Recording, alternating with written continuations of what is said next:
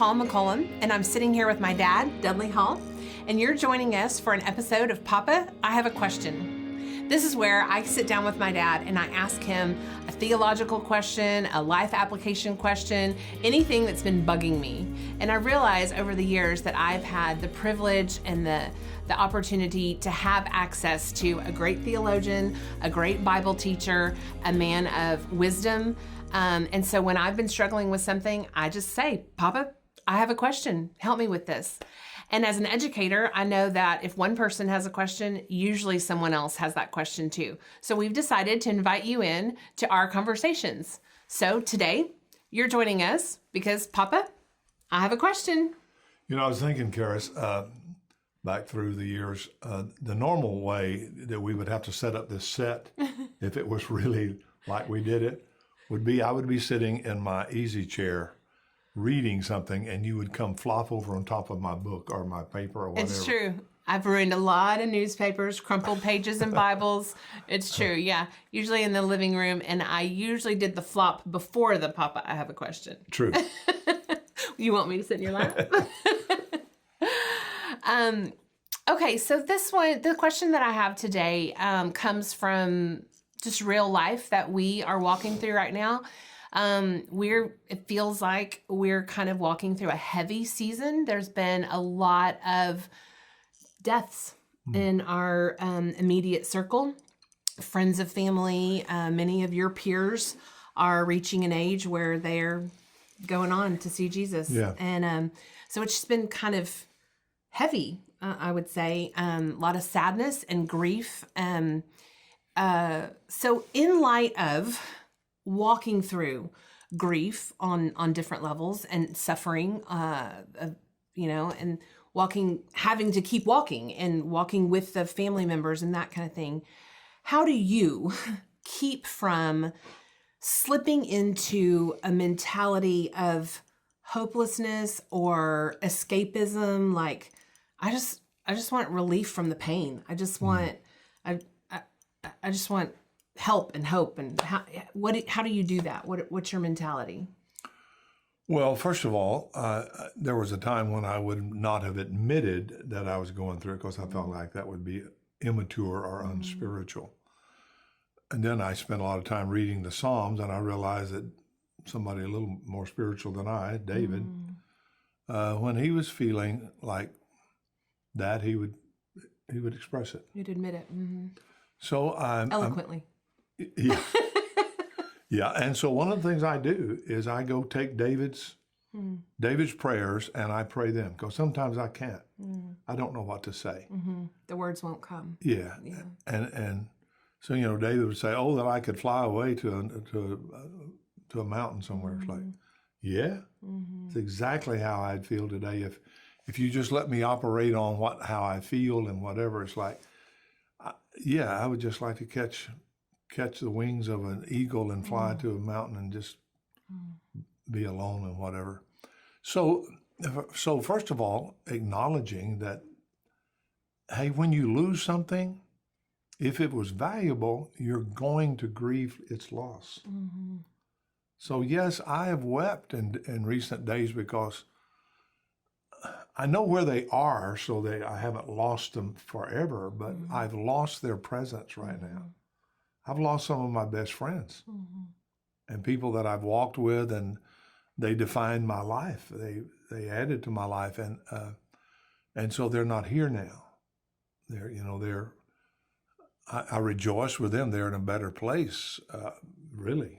We say that, but I mean, they really are.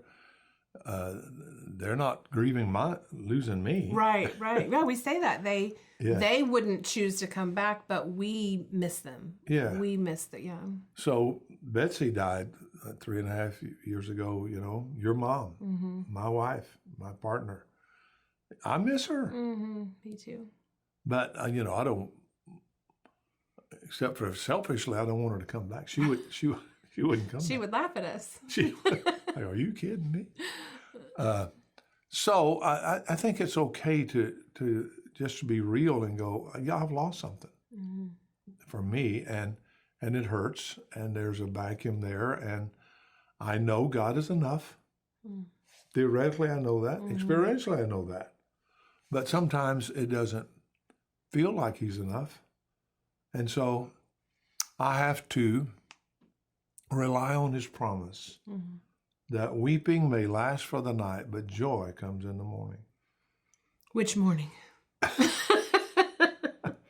I'm trying to make light because this is heavy, but it does, you said we rely on the promise, but it doesn't, sometimes it feels too much, when you say we know that he is enough, and we know that, but sometimes it feels like even though I trust him experientially, yes, I've survived, but it doesn't feel like I'm going to this time.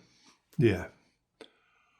Well, just recently I had an experience where I was just saying, Lord, I don't know what to do here. It wasn't about the death. I think it was about something else. It was like, I don't know what to do. I need your wisdom. And so I said, will you talk to me? And here's what I heard in my heart. Yeah, I will. Well, it gave life to me. He didn't tell me what to do. He just said he would talk to me. Yeah. So the hope that this is not forever going to feel like this, and I'm not always going to be in this situation, and in the right time, in his right timing, he will talk to me. It's like, okay. That's good. I can believe that. That's good.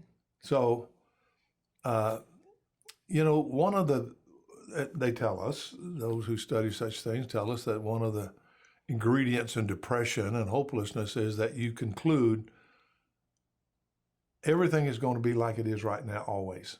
Yes. I'm always going to feel this empty. I'm always going to be this lonely. I'm always going to be alienated. Everything is always going to be this way. I'll never be well, even in heaven. That's true.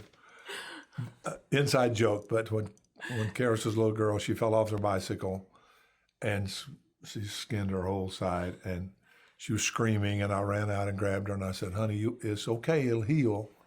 And she went, no, it won't, ever. I'll be like, what did you say? Even in heaven. Even heaven, it won't be fixed. It's like, oh, okay, now that's major. But it does, but your point is when you're in it, it feels like that. Yes, exactly. It feels like there is no escape. There is no, I'll never feel better. Right. Yeah. And so, it helps to revisit the faithfulness of God, that he's never broken a promise. He said to Adam and Eve in the garden, your seed will crush his head. Took a long time. Yeah, it did. But every time he made another promise in the Old Testament, it was to back up that promise. When he said to Noah, okay, I'm going to destroy everything, but I'm going to save humanity because I promised through humanity I'd crush the serpent. When he said to Abraham, through you, I'm going to have a seed that's going to reverse the curse. He's keeping his promise. He has never broken a promise. And so if he's never broken a promise, I have to trust his faithfulness. Yeah.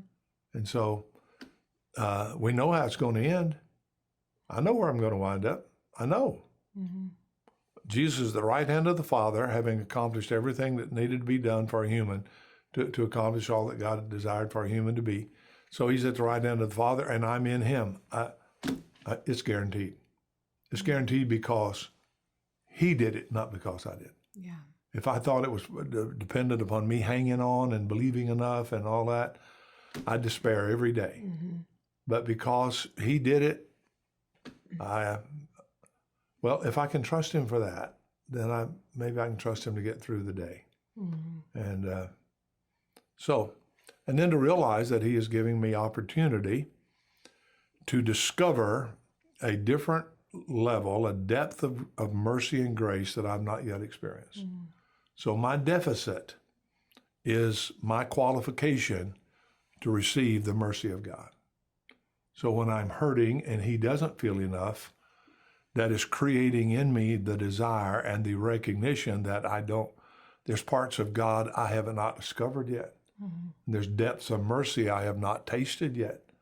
And so in the midst of this, I have the opportunity to experience a level of grace I haven't known yet. That's good. That's good. I think the timing is crucial too, right? Like, because you said you feel it, you let yourself feel it, like that grief, that loss, that hole. We want to rush through that really quickly. Yeah. Sometimes we would just want the escape. We just want I just want to feel better now. But allowing yourself to feel, and then seeing like, okay, here I'm needy, I need this, and then what gets filled is better. Yeah. Is deeper. That's good. That's good. I hope that's encouraging to you. If you're going through grief or suffering, I hope you can be encouraged that it's okay to feel that loss, and it won't be like this forever, because His grace is sufficient. So thanks for joining us today on Papa, I Have a Question.